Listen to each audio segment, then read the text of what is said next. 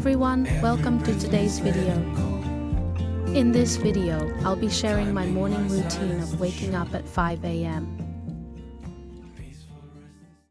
Before I begin my morning routine, I'd like to explain why I wake up at 5 a.m. As a 9-to-5 office worker, I leave for work at 8:30 in the morning and don't finish until 5:30 in the evening. The combination of work and commute consumes 9 hours of my 24-hour day. Subtracting the 8 hours dedicated to sleep, I'm left with only 7 hours for daily living. To evenly distribute these remaining 7 hours between morning and evening, I aim to wake up at 5 a.m. Well, this is the fundamental reason behind my choice to rise at 5 a.m. I will share more specific reasons in the video and elaborate on why waking up at 5 a.m. is necessary. I hope you enjoy this video. Alright, now let's kickstart my morning. Good morning and welcome to 5 a.m. When I wake up, I immediately open my podcast. It's become a familiar companion. Podcasts offer a fresh way of sharing information, enriching my knowledge and perspectives, and broadening my understanding. It's still dark outside, but I'll open the curtains so that when the sunlight comes in, I will know. It's so quiet, the world hasn't woken up yet. I head up to the bathroom to freshen up myself. My morning grooming routine is very simple. In the past, I used to invest a lot of thought into skincare and makeup. But now I've simplified both processes. I've found that maintaining a regular lifestyle truly impacts skin health, no longer overly fixating on my skin condition, but rather embracing a disciplined routine has significantly improved my skin. I enjoy using the electric brush as it provides a soothing scalp massage, which helps stimulate blood circulation and promotes scalp health. I savor this moment every day. I apply makeup right after getting up instead of right before heading out.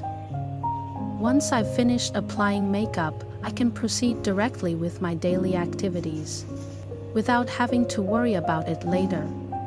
After putting on makeup, it's less likely for me to feel lazy throughout the day.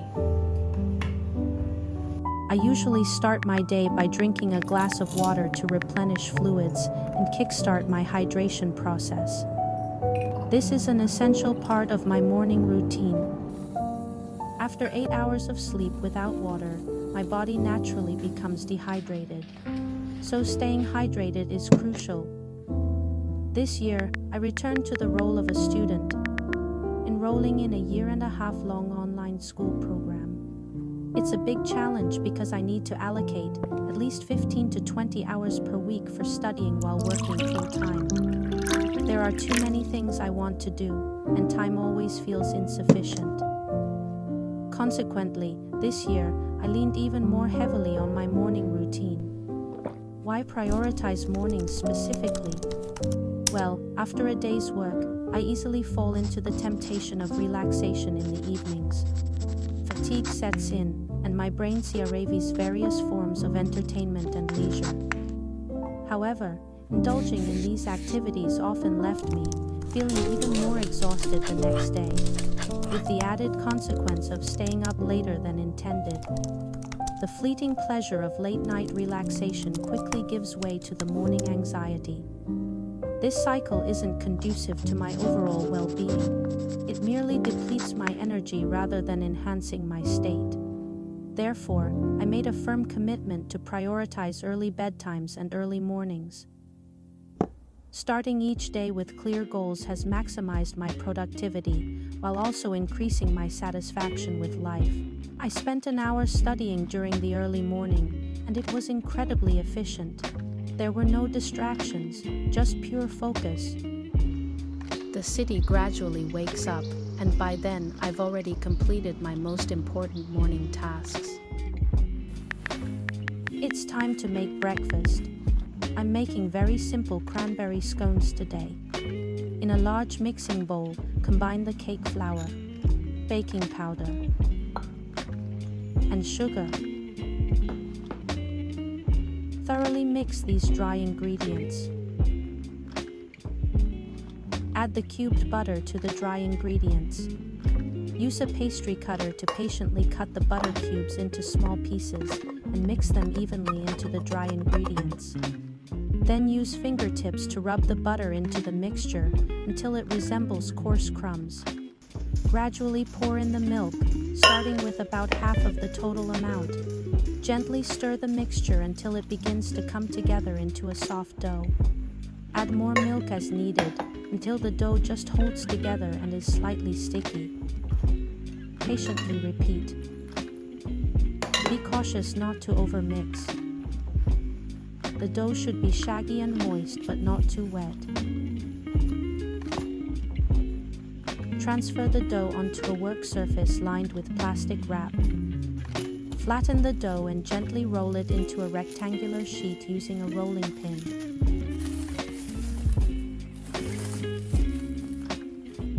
Next, evenly sprinkle dried cranberries over the surface of the dough. Then, fold the dough in half. You can fold the dough several times to make the scones thicker and more layered. I'm not meticulous about it. I fold it once and then directly shape the dough into a rectangle. You can refrigerate the dough for an hour to firm it up. I've decided to just cut it and bake it directly. Scones can be made with 3 different textures: crispy, fluffy, and soft. I prefer the crispy texture as it's more solid and reminiscent of cookies. Cut into 8 pieces, then place them apart on a baking sheet. Brush each piece's surface evenly with egg yolk. Sprinkle some coconut flakes.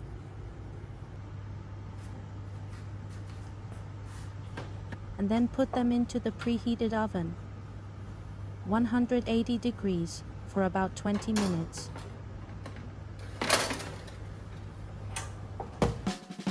While the oven is working, I'll start my outdoor time. My beloved morning routine, outdoor therapy with cycling and dog walking. When you own a dog, it means you have to take them for a walk every day. This responsibility also compels me to maintain a daily exercise routine. The rhythmic pedaling, gentle breeze, and birdsong all contribute to a sense of calm and revitalization for me. During an hour of outdoor morning light therapy, I'll stop at the endpoint to read for a while before heading back home. This year, I aim to cultivate the habit of reading whenever I have a spare moment. Picture this scenario: if you read just 10 pages each day. By the end of the year, you will have covered 365 times 10 pages worth of books. Many accomplishments, built up little by little, aren't inherently difficult. The real challenge lies in maintaining the discipline to consistently tackle those small tasks day after day. When the sunlight shines so bright that reading becomes uncomfortable, I realize it's time to head back home. Having an hour of outdoor time at my disposal every day makes it difficult for me to fall into the trap of time scarcity. Every time I recharge outdoors, I feel fully energized and ready to tackle anything. But truth be told, I'm also really hungry. It's time to head home and have breakfast.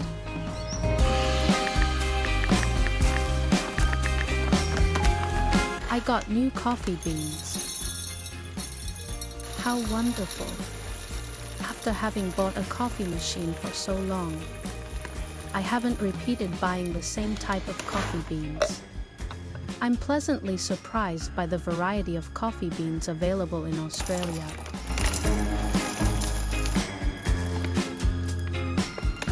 Today, I want to make a large cup of hand-poured coffee, from grinding the coffee beans to brewing. The process of hand-grinding coffee beans is akin to forming a habit. Initially, you may encounter significant resistance. Yet gradually, you'll notice it becoming smoother and more fluid. Some people might wonder why I bother waking up early to brew coffee or knead dough. My friends have had similar questions. I just feel that we need to consciously manage our time. I wake up early to read and study because I want something. I wake up early to brew coffee because it's something I enjoy doing. The significance of our efforts lies in gaining the power to have more freedom in managing our time. If I don't even have time to hand brew a cup of coffee in the morning, what am I really busy with? If maximizing my time means giving up the life rhythm I enjoy, then what's the purpose of being busy? I truly believe that spending time on what we genuinely love while being smart about it shows real maturity and strength from within. My coffee is ready, and it's time for breakfast. The scones have cooled down almost enough in the oven, but they were left in there a bit longer, so they seem to have been slightly overbaked due to the residual heat. However, it's all right. They'll just be a bit harder in texture. I will still love to eat for sure. This is my breakfast today. A large cup of coffee gives me full of energy for the day. I also have yogurt, which I never get tired of. Yogurt remains a refreshing choice on its own or with a variety of toppings. Now is the season for mangoes, and mango with yogurt is simply a perfect combination. I find that the coffee I make by hand is both richer than machine-brewed coffee, but also somehow fresher. What could explain this? Scones are typically enjoyed with jam and clotted cream. But if you try pairing them with yogurt, you might also be surprised. I enjoy a calm and unrushed lifestyle, like the one I'm experiencing now with plenty of time for breakfast. I've had a very fulfilling morning. After finishing breakfast, I still have 10 minutes before heading to work. I tidy up a bit around the house and then head out. Thank you for watching. See you in the next video.